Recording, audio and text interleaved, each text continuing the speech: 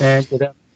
Charles Moscowitz here. Steve Turley is my guest of this segment. Steve is internationally recognized scholar, speaker, and classical guitarist. He is a professor in theology, Greek, and rhetoric. Steve, thanks for joining me. Well, it's my pleasure, Charles. Thank you for having me. And Steve, you certainly have a gangbuster of a YouTube channel going. I've been watching it. Very, very good. Oh, cool. Thank you. Now, you bring up a very interesting premise in that you seem to believe that we are entering into a, you might say, renaissance of Western Judeo-Christian culture in the United States and maybe around the world. And I think you peg that to not to the pandemic itself, but that the pandemic is an opportunity to advance such culture. So talk a little bit, if you will, about your premise there. Yeah, thanks for that, Charles. So what I saw prior to the pandemic were a number of dynamics that scholars tend to call post-security politics. It's a very interesting term. The nation state that's got structured, and not to get too nerdy, but the nation state that got structured around the 17th century, that really in many respects, like Yoram Hazony, the Israeli scholar, argues, was more or less modeled after sort of a biblical cartography, so the Israelites, the Hittites, the Canaanites, the Egyptians. Well, prior to the 17th century, in many respects, the world was kind of run by empires and imperial structures. And after sort of the fall of the Holy Roman Empire, we started breaking up into what we now know as the nation state. And there were three advantages to the nation state. We had a sense of border security, so we could stay safe from marauders, We had a sense of economic security, so we can find jobs and provide for our families. And we had a sense of cultural security, so that our religions, our customs, our traditions could be celebrated and revered and give our lives a sense of meaning so we can flourish as human beings. What globalism has done over, say, the last 4 decades or so, what scholars have noticed is it's smashed those three securities. It's opened up our borders into basically a borderless world. It's instituted what's known as an economic global division of labor, where manufacturing and industry has been shipped away from first world nations to so-called third world nations, China being the primary beneficiary of it. So we've lost all our manufacturing, and it tends to replace our customs, cultures, traditions with lifestyle values. Increasingly, proponents of globalism see our cultures, customs, traditions as hateful, as bigoted, as discriminatory, and the like. So, in the face of all that, there's been a massive backlash, and that backlash is going on all over the world, where populations are increasingly re-embracing their borders, their economic manufacturing base, and their cultures, customs, and traditions as mechanisms of resistance against globalization. And in many respects, this pandemic is only, well, in frankness, it's hastening both dynamics. It's hastening the craziness that we see with globalists and their autocratic tendencies, but it's also hastening and intensifying the blowback against that. Everybody now is closing their borders. Everybody wants to bring manufacturing back home and the like. It seems to me that the portrayal of the idea of the nation state and national sovereignty involves a major case of psychological projection on the part of those who advocate globalism, because the nation state is a very progressive institution. It's one that evolved over thousands of years, and it's one that, as you say, it protects a culture, it protects property, it's natural to a nation to protect the life and the safety of its citizens and their futures. I mean, it goes back to the Bible, really, and when they began to develop national borders after mankind tried to overthrow God in heaven at the Tower of Babel. You developed different languages, different cultures, different nations, and then the Bible, the Torah, goes on to give very specific borders for the nations and for all of the individual tribes of Israel. So the whole concept emerged. It's not new, and it's something that has advanced, and I think the greatest advancement in the great progression of the nation state was the development of the United States. Yeah. in that we have, we are the first nation to really embrace the biblical idea that rights come from God and not from the state, that we're created in the image of God, we're not God, and that as such we have a limited sovereignty that we derive from God, and then we give a state certain powers that protect and defend those rights. It's not, the state isn't the supreme, which is of course a biblical idea, but it's a radical idea, and it's an idea that was patented by the founding fathers of this republic. So, I think that the pandemic brings to fore the necessity for things like property, and now we're protecting our own private properties more from this dread disease that is banging at the door. That's The right. nation, exactly, and that the nation is protecting itself by limiting people coming into the country because they might have the disease. And I think that even the European Union, which is very globalist, as you say, they've begun to protect their borders because that's what you do naturally. I mean, the animal kingdom understands this. A bird understands this. Try to interfere with the bird's nest and see what happens. Dogs understand it. Go too close to a dog and see what happens. The idea of the nation state or the idea of the individual property is a natural thing. It's kind of hardwired into us, and this movement to erase it and to try to claim that it's anachronistic or something is actually an unnatural development. In many respects, what we're seeing now is simply a deference to the very nationalist, populist, America First policies that Trump had been implementing for the past 3 years. If I told you, say 6 months ago, that a North American leader of a North American nation, whose last name starts with TRU, has closed all his borders, has instituted a travel ban from Europe, China, you name it, in an effort to seal those borders, you would be shocked that I told you that one would be a fellow by the name of Trudeau. But it's exactly what's happened. Even globalists are behaving like Pat Buchanan right now. Even globalists are adopting this nationalist populism, and the whole idea of the supply chain, of farming out our manufacturing for pharmaceuticals to China, that's dead. That ain't coming back anytime soon, that's for sure. Right. You have Macron in France talking about bringing back industry to France. Japan has done the same thing as well, as starting to bring back their industry away from China. They start to see it as all economic nationalists do. They see the economy as a national security issue. We are a nation with an economy. We're not an economy that happens to be a nation that bows to it all the time. That's the very globalistic structure. And it's stunning. They did a study even before the pandemic. Breitbart talked about it, and they found that over 70% of the American public, when you polled them and asked them pointed questions that were reflective of an America First nationalist populist agenda, 70% of Americans agreed with it. The biggest, the single most conservative demographic, racial demographic on border security are African Americans. They have one of the highest, yeah, sorry, my phone is No, ringing. that's all right. They have one of the highest rejections of immigration of any population. And of course, because they're adversely affected by, especially illegal immigration with entry-level jobs. Well, labor and minorities have always had an interest in reducing immigration because it cheapens the value of labor, and it cuts back on opportunities for minorities who are trying to get a place at the table, so to speak. Right. And I think that we can see from the situation that a nation state has the right to decide who enters the national home in the same way that you and I have a right to decide who enters our private home. It is a normal, natural thing. It's a good thing. You don't have to explain it. It's just one of the basic building blocks of any nation. I mean, you try to enter into a communist country. I mean, if you're not wanted. I mean, it's sort of, the left is now criticizing Trump because they say he didn't do enough in terms of stopping flights from China in the early stages of the pandemic. They're saying, oh, you still let people in. Well, hello, they were citizens.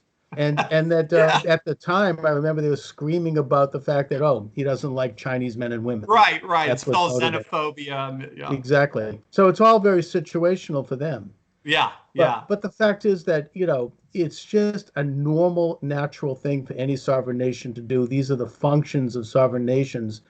And I think it does certainly put globalism on its heels. The latest thing I'm hearing is that now, it's sort of a last-ditch, desperate attempt by the globalists that anyone who criticizes globalism, this is a euphemism for anti-Semitism. Yeah. Hello, I happen to be Jewish, putting that aside, but as a Jew, I mean, Israel is a sovereign nation. I mean, the United States, I mean, this isn't an anti-Jewish thing. It's, are Jews supposed to be globalists? Some of them are, some of them aren't. But, this isn't something that is inherent in Jewish understanding at all. If anything, it's the nation state is the primary idea. Exactly. And again, Yoram Hazony has been one of the major voices in that. A wonderful, wonderful scholar. He runs the National Conservative conferences. They just had theirs in Rome right before the pandemic. And of course, they had all those horrible anti-Semites like Viktor Orban and the like speaking there, as they're all, of course, laughing at such an assessment. Yeah, one of the funny things, there's some scholarship on this now, where they're finding that, in point of fact, people like Geert Wilders and a number of nationalist populists in Europe are extremely pro-Israel because they see the danger of Islam, and because Islam, in many respects, the Brazilian philosopher Olavo de Carvalho actually argues we have three globalisms going on right now. So the first globalism is the one we're all familiar with, the Western liberal globalism. That tends to be very economically driven. Then you have the Chinese globalism, which of course is Marxist driven, and that's getting hit hard as we speak. Thank God for that. But then you also have a religious globalism, which is the Islamic globalism, particularly via Iran and their expansionist tendencies. They want to take over the world. They haven't been able to figure out how to do it. But nevertheless, nationalist populists in Europe tend to recognize that. And they tend to see Israel as a beacon. And of course, Israel's probably, when all's said and done, the most nationalist nation on the planet right now. In many respects, the commentators are saying the left doesn't even exist in Israel. The best they have is a center. The best is the white and blue party that just got formed. I mean, Likud is your consensus party, and then of course you have all the Orthodox third parties, as it were. There's not even a left anymore, really, in Israel. So the nationalist populist right, particularly Trump, of course, have looked at Israel as actually inspiration in the midst of all this, especially as they're trying to fight their particular globalist enemy, which is militant Islam. Right, and I think that Israel has always reached out an olive branch of peace to Arab and Islamic countries, saying, we're an example of a nation that has created our own sovereignty. We got rid of the British occupiers, and we want to urge you to do the same for your own respective nations. So, now you have Trump coming into office, and he's using some of the same rhetoric, of course, that was used by the Bushes and by Obama and Clinton, except he means it. And everyone knows that they didn't. They were full of it. They were just saying it for the bubbas, He talked about, protecting the borders, and he's doing it. He talked about better trade relations with foreign countries, and he's doing that. And economic relations that favor the United States and our labor and our industry, and he's doing that. So that, to me, is the thing that is leading the globalists to really take a very strong-fisted attempt to have him removed from office. And that includes several attempts at impeachment. I think there might be more coming down the pike. I mean, I pray for Trump. This is the enemies of Trump are the enemies of our sovereign nation right now. And I think we need to understand that. And I say the same thing to liberals who may not be aware of this, and even leftists who are not cognizant of it, because we all have a life in this country. We all have a family and we want to have a future.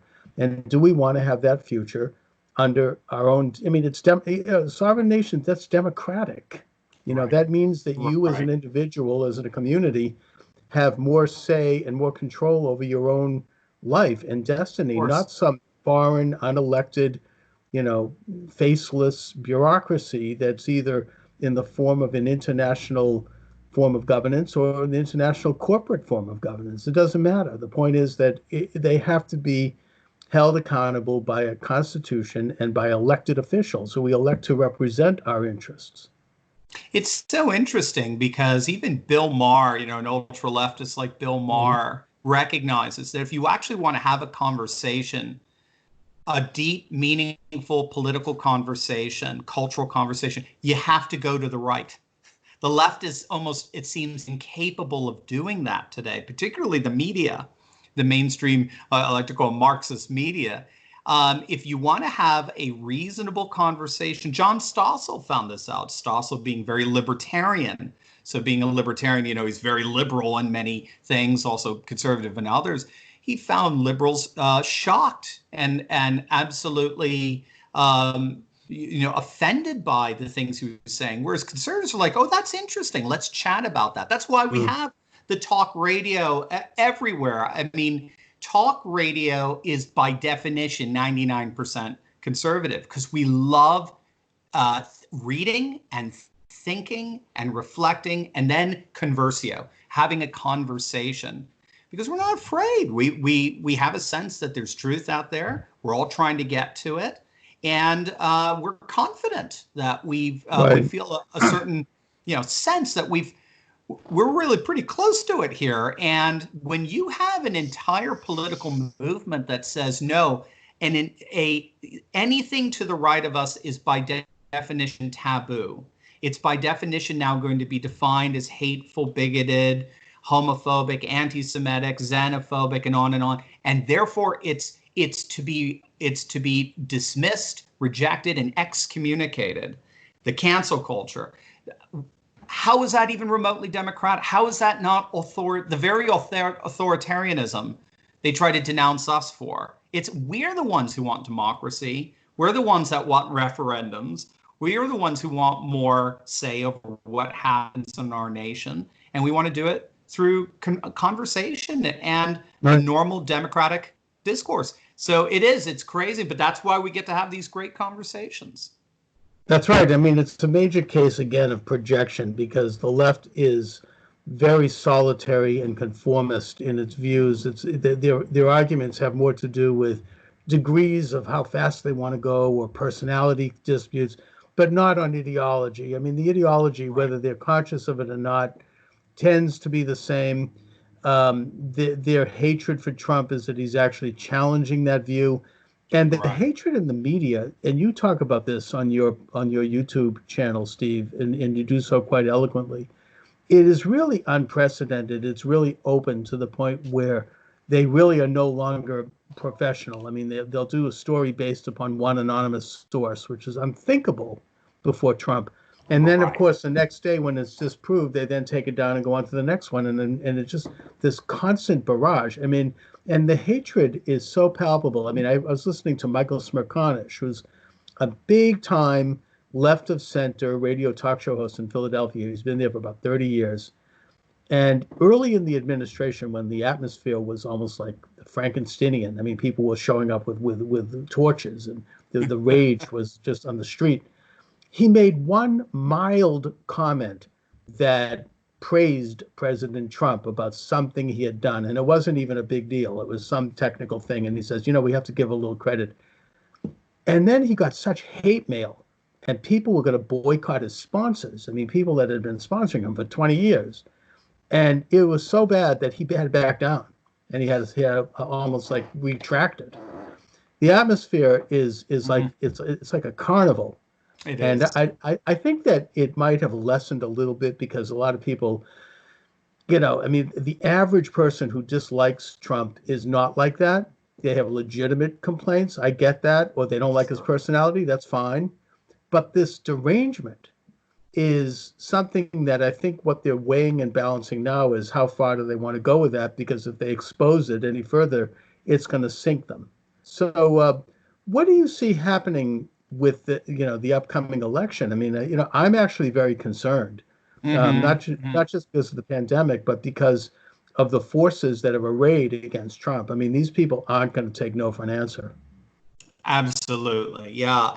It's I think the way to situate the election, at least the way I'm doing it, is to have a healthy balance between recognizing we are in uncharted territory right now, especially with this pandemic, and we're going to have to see the economic fallout from it over the next few months. So we're going to have to see what's going on there, but also to look at it in terms of the patterns that have been pretty prevalent, certainly over the last 100 years of presidential elections. Now, for that, I tend to be very impressed with what's called the primary model by Helmut Norpoth of the University of Stony Brook, because it's an algorithm that has studied elections since 1912, which is the first year that the candidates had to go through a primary. And what he found is he found a pattern. The pattern he found is that the primary is the election in microcosm. So you look at the candidate who wins the most votes, particularly in the early primaries, you plug that data in to this algorithm, and then out comes the algorithm's determined winner. And he found it lined up with every single winner all the way up to 2016. Wow. I think there was one exception. I forget where that was, but that was the pattern. There was that's your ultimate poll, right? Your poll numbers. Who tends to win those elections? Who tends to win those elections are usually the incumbent. It's a twofold pattern. It's usually the incumbent.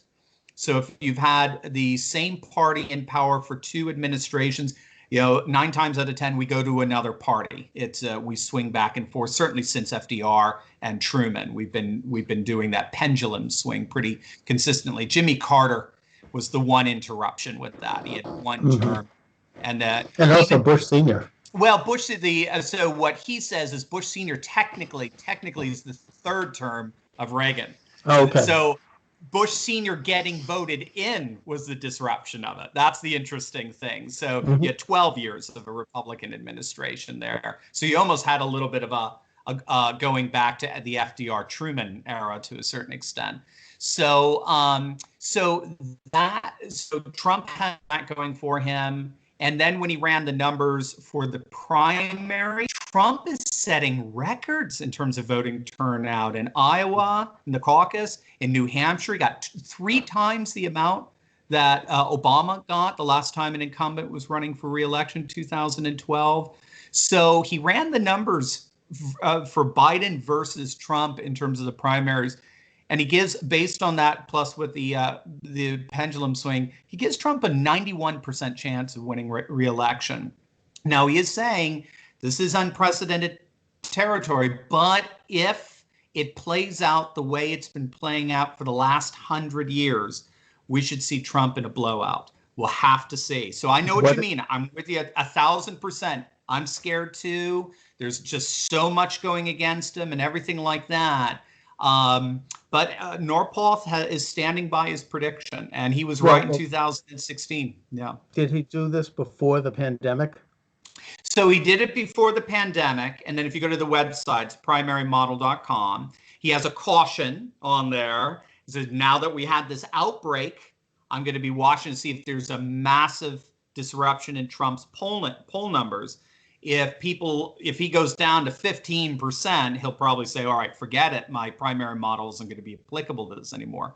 So he's been watching the poll numbers. And of course, I mean, his polls go up and down, but of course, the Gallup polls have been pretty impressive. Trump has positioned himself as a wartime president, and his support among Republicans has remained absolutely solid. So his support among independents is around that 50%, 60% mark.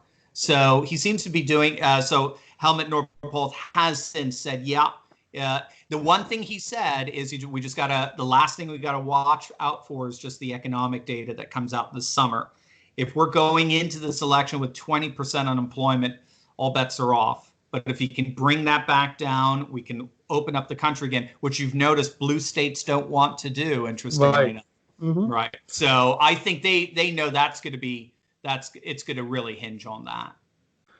Well, it's all very unknown because the situation is so unprecedented, and I guess the question is, are they going to be able to hang blame for this on Trump? Are they going to parrot the communist Chinese line and do that?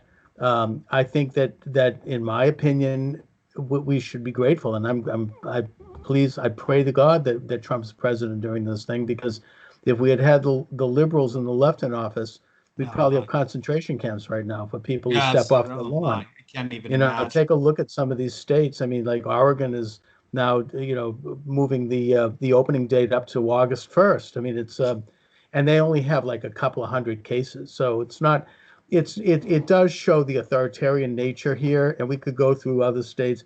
My own state of Massachusetts actually has been somewhat moderate so far. Okay. I guess maybe we have a Republican governor. I don't know, but it's not as bad as Michigan or as some of these other states where they're arresting people for going to church.